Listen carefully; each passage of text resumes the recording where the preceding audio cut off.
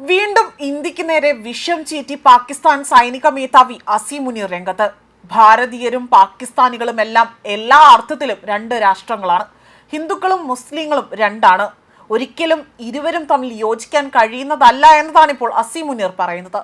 ഭാരതത്തെ ഫിത്തിന അൽ ഹിന്ദുസ്ഥാൻ എന്ന് വിശേഷിപ്പിച്ചുകൊണ്ടാണ് അസീം മുനീർ വീണ്ടും ഇത്തരത്തിൽ അശാന്തിയുടെ വിത്തുകൾ അതിർത്തിക്കുള്ളിൽ തന്നെ പടർത്താനുള്ള തീവ്ര ശ്രമങ്ങൾ നടത്തി വരുന്നത്. ഇന്ത്യ വിരോധവും തീവ്ര ഇസ്ലാമിക മത മൗലികവാദവും ആയുധമാക്കി പാകിസ്ഥാനെ അപകടകരമായ പാതയിലേക്ക് നയിക്കാനാണ് സൈനിക മേധാവി ഇത്തരത്തിൽ നീക്കം നടത്തുന്നത് എന്ന വിലയിരുത്തലാണ് പുറത്തു വന്നിരിക്കുന്നത്.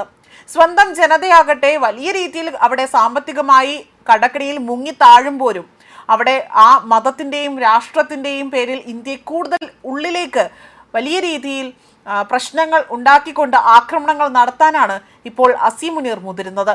എന്നാൽ പാകിസ്ഥാന്റെ ഇത്തരത്തിൽ വലിയ രീതിയിലുള്ള വെളിപ്പെടുത്തലുകൾ ഇന്ത്യക്ക് മുന്നിൽ എടുത്താൽ അത് വലിയ തിരിച്ചടിക്ക് കാരണമാകും, അല്ലെങ്കിൽ അത് വലിയ രീതിയിലുള്ള പ്രത്യാഘാതങ്ങൾ ഉണ്ടാകാൻ സാധ്യമാകുമെന്ന് തന്നെയാണ് ഈ ഒരു വിഷം ചീറ്റുന്ന രീതിയിലുള്ള പ്രസ്താവനയ്ക്ക് മുന്നറിയിപ്പായി തന്നെ നൽകുന്നത്.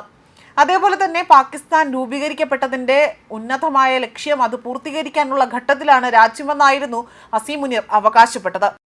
പഞ്ചാബ് മുഖ്യമന്ത്രിയായ മറിയം നവാസിന്റെ മകനായ ജുനൈദ് സഫറിന്റെ വിവാഹ സൽക്കാരത്തിനിടയിൽ അതിൽ പങ്കെടുക്കുന്ന വേളയിലാണ് ഇത്തരത്തിലുള്ള പ്രസ്താവനകൾ അസീം മുനീർ നടത്തിയിരിക്കുന്നത്.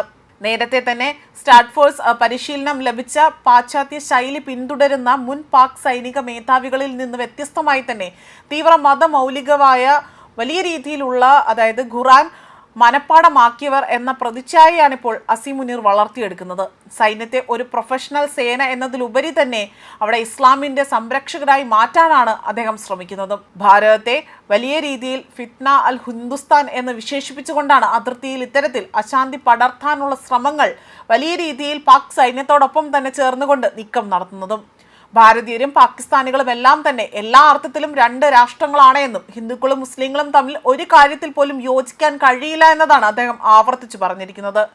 2025 ഏപ്രിലിലാകട്ടെ ഇസ്ലാമാബാദിൽ നടന്ന ഒരു പ്രസ്താവനയുടെ സമ്മേളനത്തിലും ഇതേ രീതിയിലുള്ള വിഷം ചീറ്റി രംഗത്ത് വന്നിരുന്നു. ബലൂചിസ്ഥാനിലെ വിമതരെ വലിയ രീതിയിൽ ഫിഥാന അൽ ഖരേരാജ് എന്ന് വിളിച്ചുകൊണ്ടാണ് അവിടെ വലിയ രീതിയിൽ ഇത്തരത്തിൽ അവർക്ക് നേരെ വിഷം ചീറ്റിയതും.